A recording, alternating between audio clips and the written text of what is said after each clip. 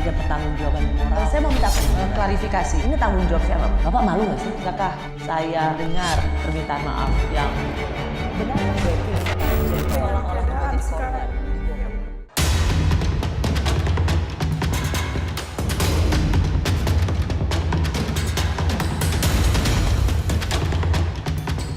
Pak Mahfud keren, top, beliau punya sikap. Dan beliau tidak mau menjawab pertanyaan receh, karena ini forum orang-orang yang terhormat. Kalau saya melihat itu sampah, gitu loh, pertanyaan sampah. Samsul Pongah namanya. Dan yang kami sayangkan adalah kalau hari ini mulai dimainkan narasi tengil, narasi anak muda, nggak tahu sopan santun dan sebagainya. Itu sangat disayangkan karena mereka itu di sana kan berlaga sebagai sesama cawapres.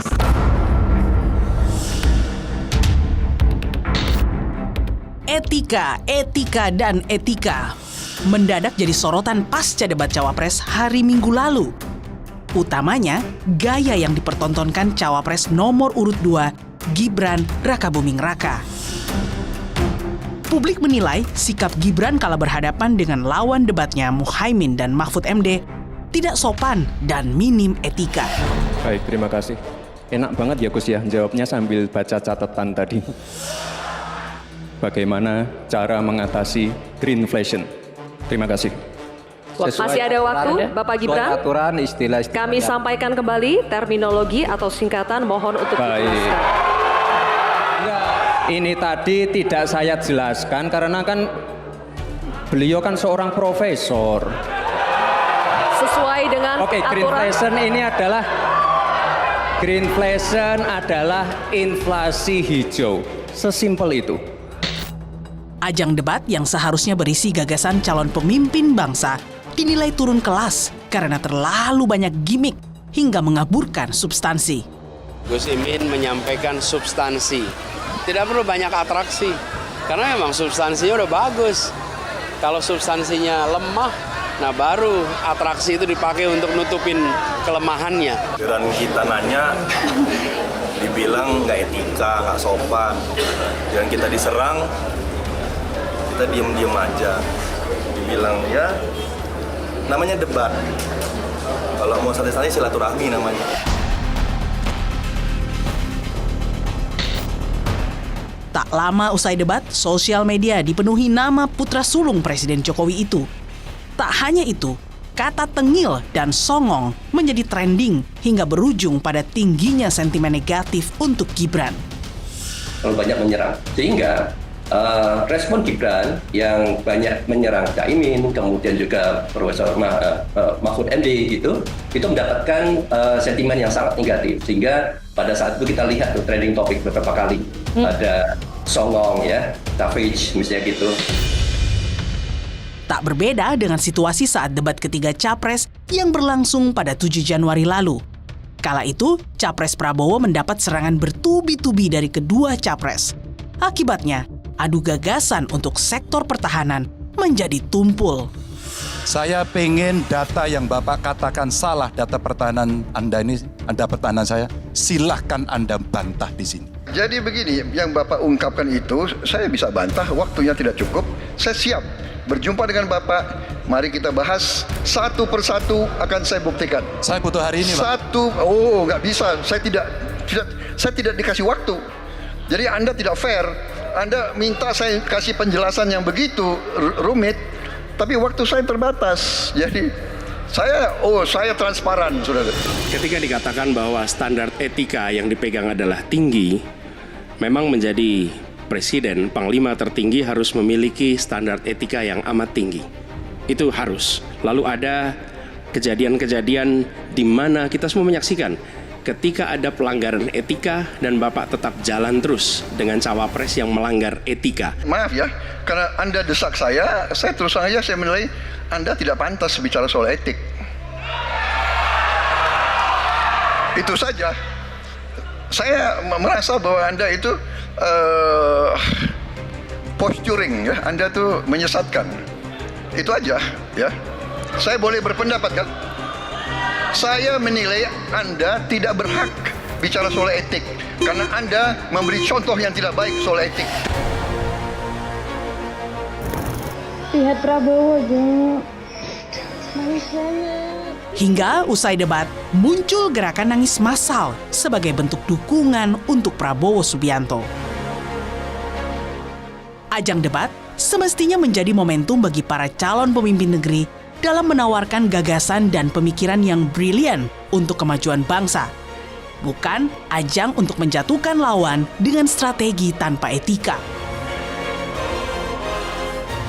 Publik berharap debat terakhir pada 4 Februari nanti dikembalikan sebagai wadah penilaian masyarakat untuk memilih pemimpin masa depan.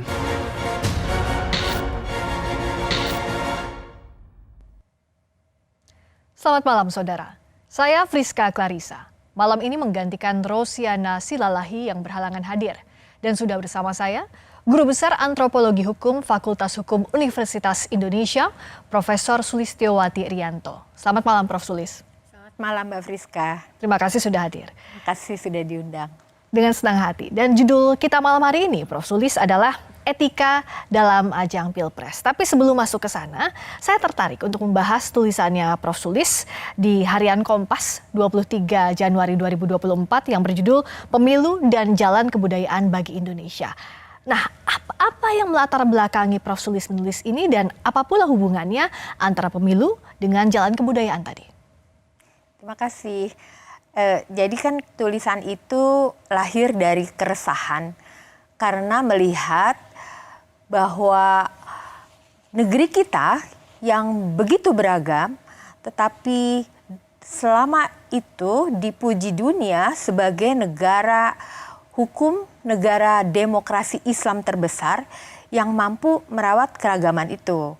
Namun perlahan-lahan dan menjelang pemilu itu kita melihat tiba-tiba negara hukum itu berubah menjadi negara kekuasaan.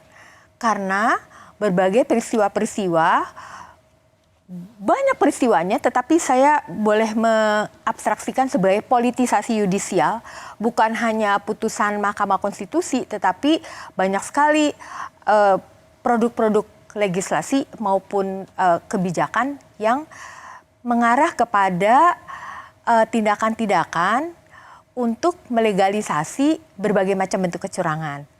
Kemudian kita melihat bagaimana putusan MK yang dinyatakan cacat berat secara etika tetapi tidak bisa digugurkan karena di lain pihak putusan itu bersifat final dan binding.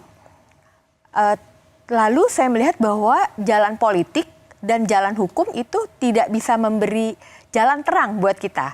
Jadi saya berpikir harus ada jalan alternatif yaitu jalan kebudayaan dan itu bukan sesuatu yang baru karena sebenarnya mengingat apa yang disampaikan oleh Profesor Harsha Bhatyar, NKRI itu bukan satu-satunya nation, tetapi di dalam NKRI ada banyak nation-nation kecil, tua, berbasiskan kesukubangsaan dan itulah masyarakat adat dan masing-masing masyarakat adat itu memiliki cara berpikirnya sendiri, cara berhukumnya sendiri, dan disitulah demokrasi bisa kita temukan.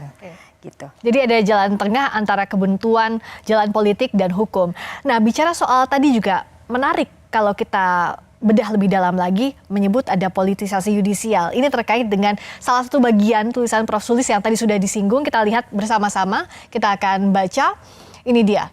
Indonesia selama ini dipuji dunia sebagai negara hukum dan negara demokrasi Islam terbesar yang mampu merawat keragaman. Namun dalam waktu singkat menjelang pemilihan umum 2024, negara ini berubah menjadi negara kekuasaan. Nah, pernyataan ini Prof. Sulis, tulisan ini ditujukan kepada siapa dan untuk apa? Kepada publik, untuk mengingatkan publik bahwa kita ternyata sekarang berubah menjadi negara kekuasaan karena segala macam bentuk-bentuk kecurangan itu kita lihat dilakukan justru oleh penyelenggara negara gitu hari ini. Berbeda dengan pemilu-pemilu sebelumnya. Dalam hal ini penguasa, presiden, pemerintah? Ya, penguasa dengan segala strukturnya dan bisa mengerahkan segala sumber daya manusia dan dana yang sangat besar dan itu tentu saja merugikan bagi paslon-paslon yang lain gitu ya. Dan saya kira semua orang melihat dengan jelas, juga orang-orang di luar negeri melihat dengan jelas apa yang terjadi di negeri kita gitu. Apakah bisa disimpulkan bahwa arah ini, kritik ini ditujukan karena ada upaya untuk memenangkan pemilu lewat pengerahan aparat negara? Iya, sudah pasti. Iya, sudah pasti. Karena itu saya ingin mengingatkan bahwa ada jalan lain yang bertumpu pada kedaulatan rakyat. Rakyat itu siapa? Mereka bisa dipetakan di dalam kelompok-kelompok masyarakat yang begitu beragam.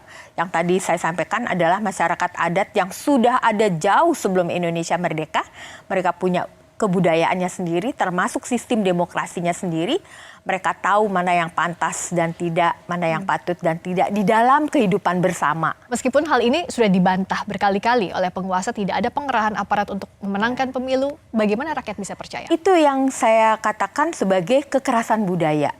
Jadi hari ini kekerasan itu tidak perlu dengan fisik, dengan penyerangan, dengan yang berdarah-darah, tetapi dilakukan dengan menyerang kesadaran. Ya, menyerang kesadaran itu artinya mengikis nilai-nilai, ide-ide yang baik dan mengatakan bahwa itu yang tepat. Sebenarnya juga sedang menyebarkan kesadaran palsu.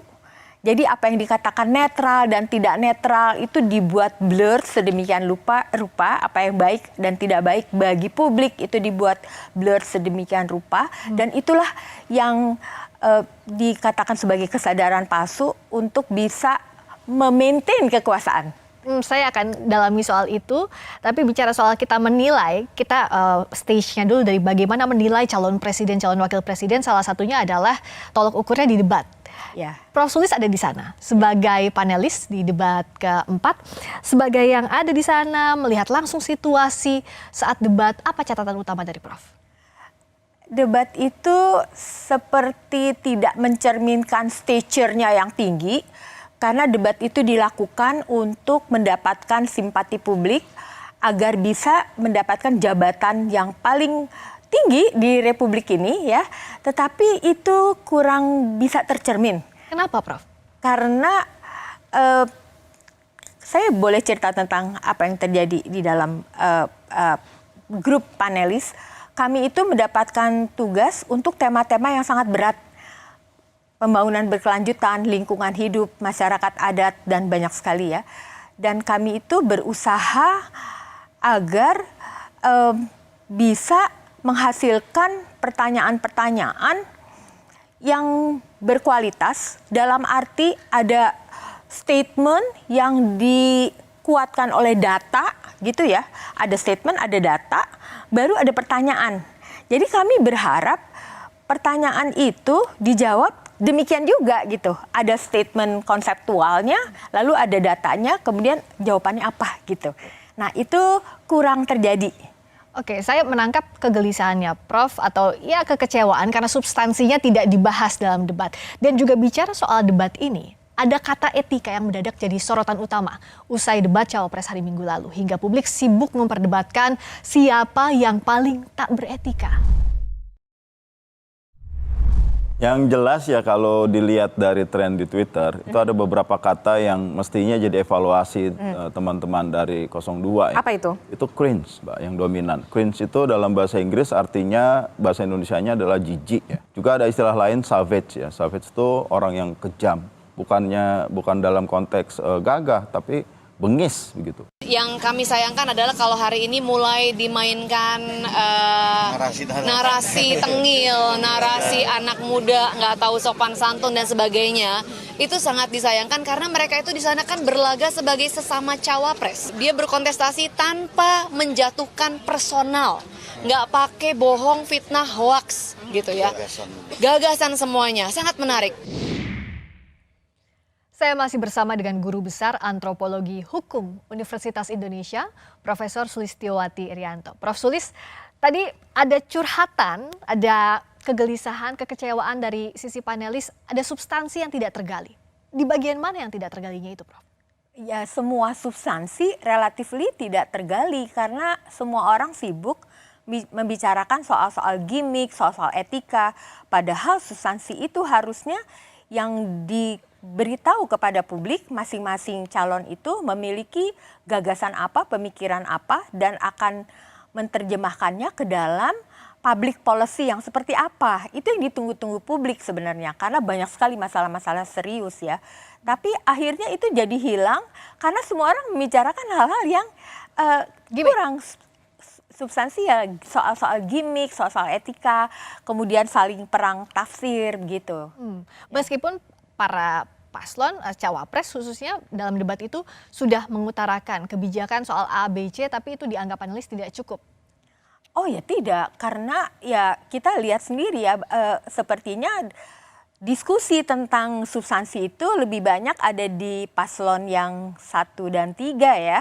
Itu yang bisa sedikit banyak berkorelasi dengan apa yang ada di dalam pertanyaan-pertanyaan ya. Tetapi sayang sekali ada paslon yang kurang bisa merespon setinggi harapan publik bahwa itu adalah betul-betul debat untuk mencari pemimpin bangsa. Bicara soal harapan publik, apa reaksi netizen kita akan lihat, Prof. Sulis, karena pasca debat Cawapres ada analisis dari Drone Emprit yang menemukan data Gibran Rakabuming Raka jadi yang paling banyak dimention, kita lihat datanya, banyak dimension sebanyak 512.000 dan juga mendapat sentimen negatif tertinggi di platform Twitter atau X yang saat ini kita kenal sebesar 66%, sementara Muhaimin menjadi yang kedua terbanyak dimension dengan sentimen negatif 9% dan Mahfud MD dengan 11% sentimen negatif.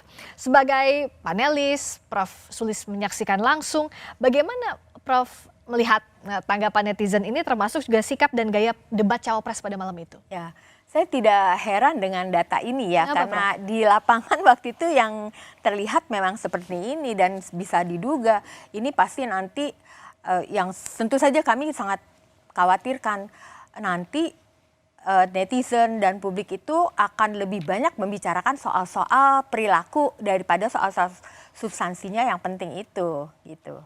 Tapi kan memang kalau bicara soal ada kritik untuk Gibran terhadap apa yang disampaikan pada malam hari itu, tapi oleh tim sesnya Gibran ini dikatakan tidak menjatuhkan personal paslon manapun.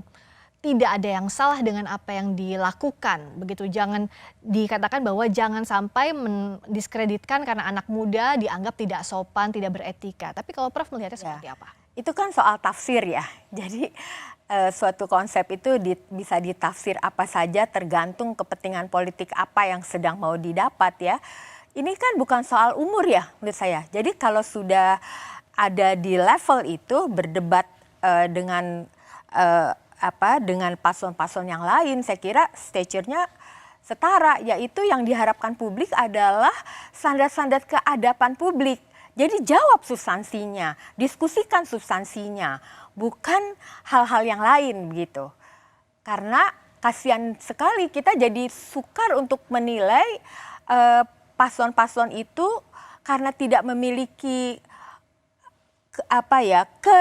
keleluasaan ruang untuk menjawab dengan semaksimal mungkin apa yang mereka pikirkan, gagasan-gagasan apa yang sedang mereka akan sampaikan kepada publik dan kemudian kebijakan-kebijakannya seperti apa. Karena di semua pertanyaan itu, pertanyaannya adalah kebijakan strategis apa yang akan dilakukan oleh paslon untuk mengatasi berbagai persoalan, pembangunan berkelanjutan, lingkungan, climate change, lalu masyarakat adat yang terpinggirkan karena kebijakan-kebijakan itu lebih berparadigma developmentalis, jadi ingin mendapatkan uang dengan cepat, dengan mudah, tetapi tidak melihat bahwa hutan, danau, sungai, pantai itu ada orangnya, ada flora dan faunanya. Itu yang tidak tergali, itu tidak yang tersampaikan. Tidak tergali. Itu yang kami harapkan sebenarnya bahwa itu yang dibicarakan gitu. Bicara soal kaburnya substansi, visi dari masing-masing pasangan calon, saya ajak Prof. Sulis untuk flashback juga ke debat Capres, debat ketiga Capres pada 7 Januari lalu. Kita akan lihat dulu videonya berikut ini. pertanyaannya sekarang terkait dengan pertahanan, berapa skor yang Bapak berikan atas kinerja Kementerian Pertahanan yang dipimpin oleh Bapak Prabowo? 5 juga. Saya punya datanya dan kemudian akan saya sampaikan. Karena itu menurut saya skornya justru di bawah 5, Mas Ganjar. Kalau 5 itu ketinggian, Pak Ganjar. Mas Anies nggak usah takut. Disebut aja angkanya berapa gitu loh. Kayak saya gitu loh. Jangan di bawah 5, sebut aja berapa. 11, Mas. Dari 100. Oke. Kenapa kami putarkan video ini, Prof. Sulis? Karena berbeda dengan debat Cawapres, dalam debat ini pasca adanya serangan soal nilai terhadap Pak Prabowo, banyak yang menilai bahwa Pak Prabowo di forum itu dipermalukan, dianggap diserang secara personal. Nah, kalau Prof. Sulis melihatnya serangan dari Pak Anies dan Pak Ganjar terhadap Pak Prabowo, apakah serangan personal atau tidak? Sebenarnya kan mereka sedang saling mengevaluasi kebijakan ya satu sama lain. Dan saya kira mereka sudah punya tuh disebutkan berbagai macam datanya. Kemudian lahir penilaian-penilaian. Saya kira Pak Prabowo juga boleh melakukan penilaian terhadap kinerja dari paslon-paslon yang lain gitu di kesempatan itu gitu. Oke. Saya kira sepanjang membicarakan kebijakan nggak apa-apa. Silakan aja beradu argumentasi gitu, berdasarkan data, berdasarkan evidence base ya, data berbasis bukti, silakan saja. Kemudian adu argumentasi konsep-konsepnya apa gitu. Menurut saya nggak apa-apa.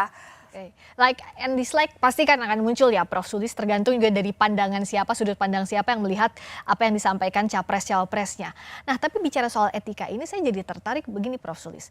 Karena dalam debat itu pasti saling menyerang. Pasti akan ada rasa ingin memenangkan dari masing-masing paslon. Tapi batasannya, pagarnya apa? Karena kalau bicara soal debat dibandingkan dengan debat Amerika misalnya, banyak bilang bahwa itu lebih kejam, lebih keras lagi perdebatannya. Tapi apa yang membedakan? Dan di mana koridor etika ini ditempatkan dalam debat? Sebenarnya ya di dalam debat yang stature-nya semacam ini, mau di Amerika, mau di negara lain, itu adalah memperdebatkan kebijakan sih. Jadi janganlah diubah menjadi sesuatu yang personal. Kalau saya mengkritik kebijakan Anda, maka saya tidak suka sama Anda, maka saya meremehkan Anda. Bukan itu sebetulnya. Jadi silakan dijawab dengan debat argumentasi policy yang dia pikirkan sendiri, dengan data yang dia punya sendiri, adu argumentasi sebenarnya. Jadi bukan sama sekali persoalan personal. Tapi kan publik kita tuh selalu mengubah itu menjadi persoalan personal, ini soal kalah menang, soal apa, enggak loh. Kita sedang memperjuangkan demokrasi melalui pemilu ini kan sebenarnya. Dan kalau kritikannya Prof. Sulis juga soal degradasi kebudayaan dikaitkan dengan debat ini, bagaimana menempatkan konteksnya? Ya, dalam arti kebudayaan itu menjadi semakin tergerus karena kebijakan-kebijakan yang paradigmanya developmentalis tadi. Ingin cepat-cepat dapat uang banyak, kebijakan-kebijakan yang mercusuar gitu ya. Tetapi melupakan bahwa sebetulnya mereka menyingkirkan kelompok-kelompok dalam hal ini sesuai dengan tema debat masyarakat adat, kelompok-kelompok masyarakat yang rentan dan perempuan. Karena mereka banyak sekali kehilangan ruang hidup karena dikonversi menjadi lahan-lahan untuk ekonomi ya, maka mereka jadi terlempar dari ruang hidupnya sendiri. Saya penelitian di Papua Barat dan di Kalimantan Tengah ya, itu banyak yang mengatakan di Papua ya, kami sudah banyak kehilangan pohon-pohon sagu gitu. Padahal pohon sagu itu adalah sumber makanan mereka. Di Kalimantan Tengah juga demikian. Setiap hari para ibu dan anak-anak itu harus menghisap asap kebakaran hutan. Jadi tiba-tiba saja sekolah bisa mengumumkan hari ini libur karena ada asap. Bayangkan, apakah itu mereka pikirkan juga? Oke. Gitu. Itu yang harusnya dibawa di forum Iya. debat. Dan tadi bicara etika dalam debat, yang penting sebenarnya kebijakan, ranahnya ada di kebijakan, begitu Prof. Sulis. Iya. Boleh tambahin lagi? Silakan. Jadi saya penelitian di Papua Barat dan Kalimantan Tengah itu ingin melihat apakah para perempuan yang bekerja di sektor kehutanan dan perkebunan sawit itu ada perlindungannya atau tidak. Saya bertanya dengan semua kepala dinas yang ada di sana, tidak ada satupun regulasi yang melindungi perempuan dari kekerasan seksual, dari pekerjaan yang begitu berat dan berbahaya ya. Hanya karena ternyata mereka itu bekerja dengan status sebagai pekerja harian. Jadi tidak tercatat sebagai pekerja formal. Kalau berstatus sebagai pekerja harian, maka dianggap tidak ada. Tidak ada orang itu karena tidak formal. Sehingga mereka tidak memikirkan bahwa perempuan-perempuan ini perlu perlindungan, perlu regulasi. Itu yang tidak tersentuh begitu ya. Tapi kalau kita membumikan lagi ini, Prof, artinya harusnya ini tidak tertutup oleh gimmick, tapi disampaikan di forum itu yang tidak ada. Betul. Di tengah kita ramai-ramai ngomongin soal gimmick, kita bicara soal gimmick, Prof Sulis, belum usai ini perdebatannya di publik juga, Presiden Jokowi secara terbuka menyatakan bahwa Presiden dan Menteri boleh berpihak. Adakah etika yang dilanggar? Ya ini kan hak demokrasi, hak politik setiap orang, setiap menteri sama saja. Yang paling penting Presiden itu boleh loh kampanye.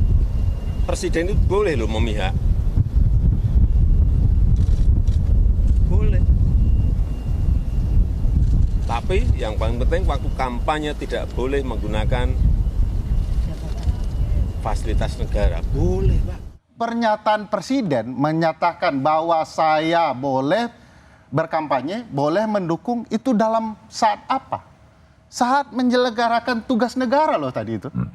Tapi dia menunjukkan fasilitas itu tidak hanya yang tampak yang dia pakai, tetapi suasana, atribut yang dia gunakan. Di sanalah letak powerful presiden. Dia masuk ke ruang pertarungan yang tidak lagi berimbang untuk calon-calon. Baik. Masih bersama saya, Friska Clarissa, yang malam ini menggantikan Rosiana Silalahi yang berhalangan hadir. Dan kami masih bersama dengan Guru Besar Antropologi Hukum Universitas Indonesia, yang juga salah satu tokoh maklumat Juanda yang menyatakan keprihatinan atas putusan MK, Profesor Sulistiowati Erianto. Prof Sulis, tadi pernyataan Pak Jokowi, Pak Presiden, disampaikan bahwa boleh berkampanye Presiden dan memihak di tengah anaknya maju sebagai cawapres. Bagaimana melihat ini? Termasuk dari sisi etika dan juga kepatutan, Prof. Ya, tadi kan dikatakan secara hukum boleh dilakukan. Ini mungkin yang diacu adalah Undang-Undang Pemilu Nomor 7 2017 ya. Yang di dalamnya itu sebetulnya ada pasal-pasal lain yang tidak dibaca. Jadi kampanye boleh, tetapi sebenarnya kampanye boleh itu sendiri juga bermasalah. Apa? Karena yang berkontestasi kan bukan presiden, bukan dirinya sendiri. Beda dengan 2019 ya, ketika beliau berkampanye untuk dirinya sendiri. Tapi kali ini secara terselubung sebenarnya dia sedang memperjuangkan siapa, kita semua udah tahu ya. Dan tadi dikatakan asal tidak menggunakan fasilitas negara. Saya setuju dengan kawan saya Pak Ferry Amsari. Sukar untuk membedakan kapan dia sedang dilekati oleh akses-akses kepada fasilitas negara ya. Tadi kita lihat bahkan di belakang Pak Presiden itu ada pesawat kepresidenan ya. Tapi mengatakan asal tidak menggunakan fasilitas negara. Itu menjadi sesuatu yang menurut saya tidak heran dipertanyakan orang gitu. Kemudian di pasal lain di dalam undang-undang yang sama itu adalah pasal yang mengatakan tidak boleh mengambil keputusan atau tindakan yang merugikan atau menguntungkan salah satu paslon gitu kan. Harusnya itu juga dibaca oleh Pak Presiden. Lalu kemudian pasal yang berikutnya 283 mengatakan keberpihakan kepada salah satu paslon itu tidak boleh gitu. Jadi ada kontradiksi antara perkataan menggunakan hukum dengan sebetulnya secara utuh kita melihat isi-isi dari keseluruhan pasal-pasal di undang-undang yang sama itu. Sehari setelahnya langsung dibahas atau disampaikan oleh Koordinator Staf Khusus Presiden Ari Dwi Payana bahwa meluruskan apa yang disampaikan Pak Jokowi, meluruskan konteks di publik yang dimaksud bahwa koridor aturan ini sudah ada di Undang-Undang Pemilu dan juga praktik politiknya bisa dicek sudah berada dalam sejarah pemilu setelah reformasi, dilakukan juga presiden sebelumnya mulai presiden ke-5 dan ke-6 yang juga memiliki preferensi politik yang jelas dengan parpol yang didukungnya. Apa yang berbeda kalau tadi disampaikan juga oleh Prof. Sulis pasal 282 dan 283 soal kebijakan dan juga tidak boleh ada kondisi untuk menguntungkan salah satu paslon? Ya, kalau kita lihat presiden-presiden sebelumnya kan memang mereka menjadi kontestan dari pemilu itu. Sehingga mereka berkampanye, itu sih masuk akal sekali dan memang begitu jalannya. Tetapi Pak Jokowi kan tidak sedang berkontestasi gitu. Dia mewakili siapa sebenarnya? Dan dia presiden loh. Jabatan yang paling tinggi dan melekat segala hukum dan juga nilai-nilai etika di sana. Dia harus netral kepada siapapun gitu kan mestinya. Nah, kenapa pernyataan ini jadi ramai dibahas dan dipertanyakan publik? Karena kita akan lihat apa yang disampaikan Presiden Joko Widodo yang mengimbau semua pihak harus netral termasuk ASN pada November 2023 lalu. Kita dengarkan. Ini perlu saya sampaikan bahwa pemerintah daerah, pemerintah provinsi, pemerintah kabupaten, pemerintah kota, pemerintah pusat, semua harus netral. ASN semua harus netral, TNI semua harus netral, Polri semua harus netral. Pertanyaan di publik menganggap apa yang disampaikan Pak Jokowi ini inkonsisten. Prof. Sulis melihat hal itu juga dan apakah ini memang inkonsisten atau hanya beda memaknai konteks saja? Saya sangat setuju dengan pernyataan Pak Jokowi yang 1 November 2023 ya. Menurut saya itu memang yang harus menjadi pegangan bagi setiap orang di Republik ini yang sedang akan menghadapi pemilu. Dan terutama yang menjadi tokoh yang memastikan bahwa netralitas itu terjadi harusnya adalah presiden sendiri. Saya kira ya pertanyaan tadi mengingatkan saya pada suatu pendekatan critical legal studies yang mengatakan bahwa hukum itu bunyinya seperti apa akan sangat tergantung pada siapa yang mengatakan dan untuk kepentingan apa. Nah tadi kita lihat semuanya bagaimana ucapan presiden itu bahkan dalam waktu yang sangat pendek berubah tafsirnya terhadap pasal-pasal yang sama, terhadap undang-undang yang sama. Perubahan tafsir ini akan mengganggu stabilitas jelang pemilu atau tidak? Sudah pasti, banyak sekali reaksi publik terhadap pernyataan presiden yang terakhir yang mengatakan bahwa presiden boleh berkampanye, boleh berpihak. Itu sangat berbahaya menurut saya. Nah, saya tertarik tadi, hukum itu tergantung siapa yang membunyikannya dan untuk kepentingan apa. Dalam konteks ini, bagaimana Prof. Sulis menilai apa yang disampaikan oleh Pak Jokowi? Karena kan begini, pasti akan ada dua pemahaman yang berbeda seperti yang tadi disampaikan bahwa ini kalau dari istana bilang bahwa toh di undang-undangnya ada. Tapi kita lihat pasal yang lain juga jadi kritik oleh dari Perludem, dari CALS soal hal ini. Nah bagaimana publik secara jernih untuk melihat ini bahwa kepala negara atau pejabat negara boleh berpihak tapi di sisi lain tidak boleh juga menguntungkan atau merugikan pasangan calon tertentu? Mungkin saya memberikan ilustrasi konseptualnya ya. Jadi kan ada berbagai ragam paradigma bagaimana hukum itu seharusnya ya. Kalau di dalam legal positivisme itu pada umumnya diajarkan bahwa hukum itu rumusan-rumusannya dipastikan akan memberikan keadilan, akan menjaga masyarakat dari kejahatan dan keserakahan gitu ya. Itu dipastikan semacam itu. Namun praktek-praktek yang menyimpangi filosofi yang begitu luhur ya, itu memberikan inspirasi bagi tokoh-tokoh untuk mengatakan terutama dalam paradigma critical legal studies bahwa hukum itu ternyata dibuat, dirumuskan untuk mendefinisikan kepentingan. Kepentingan siapa? Mereka yang jumlahnya hanya sedikit tetapi punya kekuasaan yang tidak terbatas. Mereka membuat hukum untuk melegalisasi segala tindakannya dan caranya itu adalah dengan merepresi kelompok-kelompok lain yang mayoritas jumlahnya tapi tidak punya kuasa, merepresinya dengan cara membuat hukum-hukum itu gitu. Jadi kami yang belajar di Fakultas Hukum itu melihat apa yang sedang didramatisasi di dalam praktek-praktek hukum khususnya di dalam pemilu ini cocok banget dengan paradigma di critical legal studies gitu. Bicara soal hukum dan kepentingan, to be fair kita juga lihat masih ada menteri-menteri aktif dari Pak Jokowi yang maju di Pilpres Pak Prabowo. Lalu ada juga Pak Mahfud MD. Bagaimana Prof juga melihat bahwa ada potensi penyalahgunaan kewenangan juga fasilitas di dalamnya? Ya, saya kira publik tidak bodoh ya. Mereka juga melihat kan apa yang disampaikan itu adalah sesuatu yang berbeda dengan tindakan-tindakan gitu. Saya kira itu bahkan ada foto-fotonya gitu ya. Saya nggak tahu sekarang kan artificial intelligence bisa diedit foto, suara dan lain-lain. Tetapi ada juga yang memang tidak bisa disembunyikan saking banyaknya. Saking banyaknya saksi, saking banyaknya publik yang melihat gitu. Nah yang terbaru Prof soal menteri-menteri aktif yang maju di Pilpres ini dari Pak Mahfud MD. Prof Mahfud yang bilang bahwa akan mengundurkan diri dari jabatannya sebagai Menko Polhukam tapi tunggu momentum. Kita dengarkan.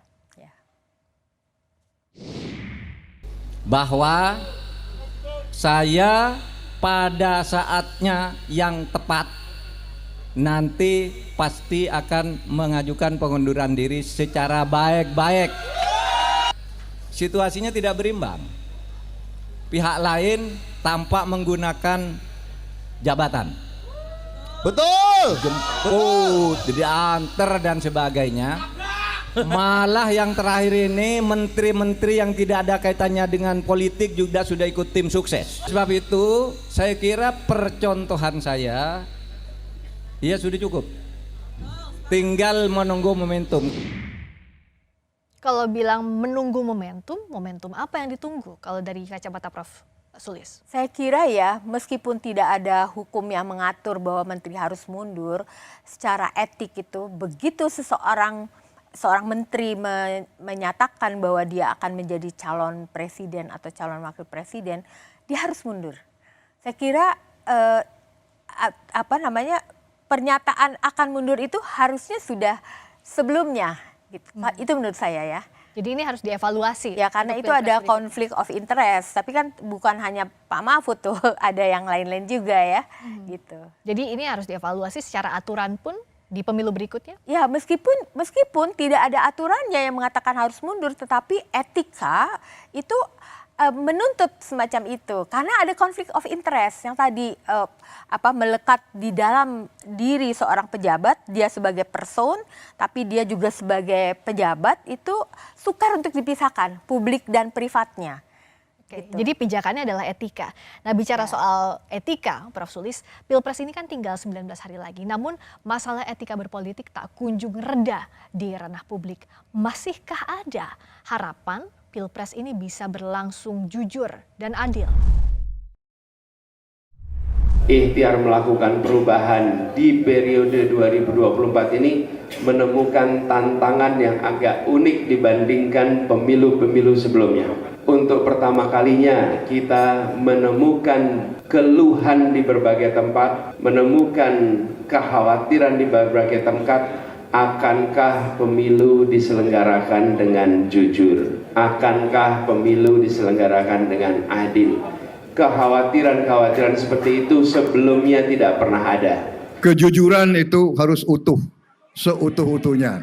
Kita percaya dan yakin KPU akan melaksanakan semua proses pemilihan umum dengan sebaik-baiknya, dengan sejujur-jujurnya, dengan seadil-adilnya, tanpa kecurangan apapun. Karena kalau melaksanakan pemilu yang curang, mengkhianati bangsa dan rakyat Indonesia.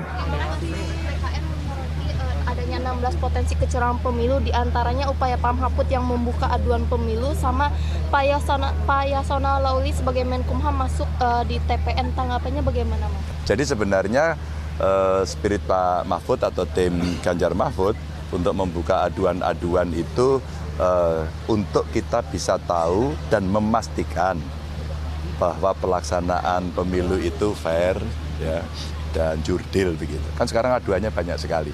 Maka kita mesti menjaga proses demokrasi dengan baik. Itu aja sebenarnya.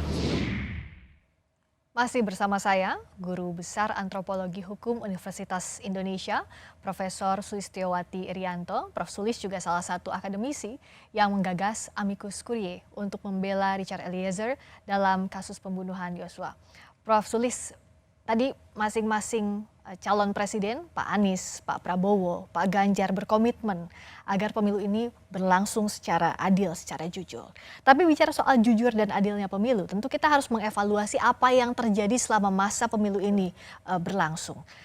Dimulai dari putusan MK yang mengawali seluruh proses ini, yang diputus oleh MK bahwa putusan MK itu melanggar etik berat. Apa potensi luka yang ditimbulkan dengan masih adanya sisa soal ini, Prof? Ya, nanti kan pemilunya akan datang juga harinya. Saya kira itu akan terjadi. Tetapi masyarakat, publik akan melihat bagaimana pemilu itu dilakukan. Dan saya bersyukur sekali bahwa ada kelompok-kelompok masyarakat yang memiliki kesadaran itu. Lalu mereka mendirikan forum-forum pengaduan. Bahkan secara online, ada Jaga Pemilu, saya ada di dalamnya Jaga Pemilu bersama dengan teman-teman. Lalu kemudian ada Jaga Suara, ada Gus Durian, dan banyak lagi yang saya tidak tahu ya. Dan mereka itu hari ini sangat difasilitasi oleh pengaduan digital sehingga orang berani, karena nggak harus bertatap muka ya, berani apa yang dia lihat dalam bentuk kecurangan-kecurangan itu dia adukan ke sana gitu ya, dan kemudian akan disampaikan ke Bawaslu dan bagaimana Bawaslu akan menyikapinya. Saya kira itu baik sekali dan memang secara kesejarahan itu Indonesia berhasil melewati masa-masa yang sulit karena gerakan masyarakat sipil, masyarakat madani yang memang menginisiasi banyak sekali upaya-upaya untuk tetap menegakkan demokrasi ya sesuai dengan pesan dari para pendiri bangsa. Tapi kalau ditanyakan apakah pemilunya akan berlangsung dengan baik, ya, secara faktual dia akan berlangsung, tetapi kita akan melihat bagaimana reaksi publik setelah pemilu, tergantung siapa yang akan jadi dan jadinya dengan cara seperti apa gitu. Prosesnya itu ya dipercaya atau tidak, punya legitimasi atau tidak. Betul. Kalau bicara soal perkembangan politik terkini, Prof. Sulis, di tengah harapan tadi, kita tadi sudah membahas soal bagaimana Presiden Jokowi yang bilang boleh berpihak. Begitu pula dengan menteri-menteri yang mencalonkan diri maupun ikut berkampanye, juga ASN, maraknya video yang mendukung pasangan calon tertentu. Bagaimana publik masih bisa menjaga harapan ini agar pemilu berlangsung jujur, adil, punya legitimasi apapun hasilnya?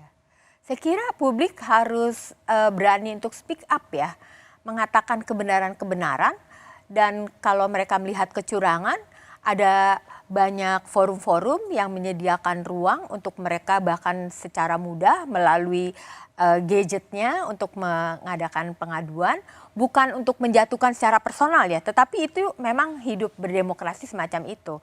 Demokrasi itu memang harus ribut barangkali ya.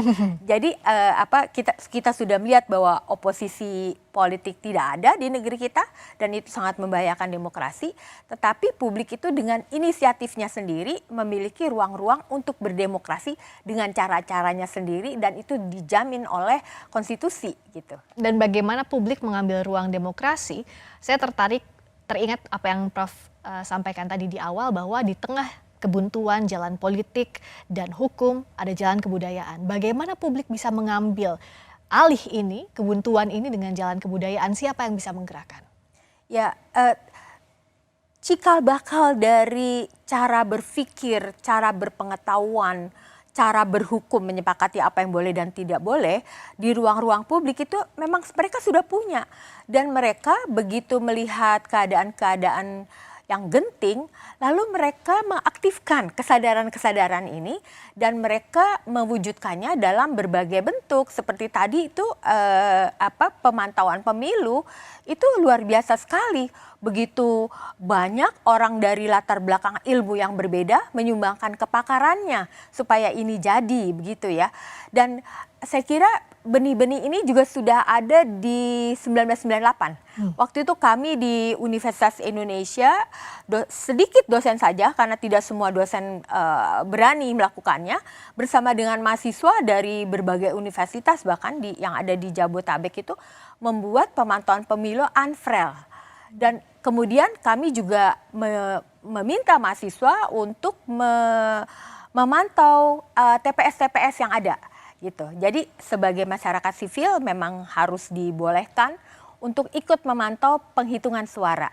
Dan itu baik sekali apabila ini terjadi lagi 2024. Dan menjaga pemilu agar tanpa intervensi. Iya, iya. Itu yang bisa kita lakukan, menjaga asa lewat partisipasi publik. Betul. Terima kasih banyak Prof. Sulis atas waktunya, Profesor Sulistiowati Irianto, Guru Besar Antropologi Hukum Universitas Indonesia, telah berbagi di program Rosi. Makasih banyak. Terima kasih Prof. Saya Friska Clarissa mewakili Rosiana Silalahi. Terima kasih Anda sudah menyaksikan program Rosi dan ikuti terus perkembangan informasi seputar pemilu 2024 hanya di Kompas TV. Independen, terpercaya. Selamat malam. Sampai jumpa.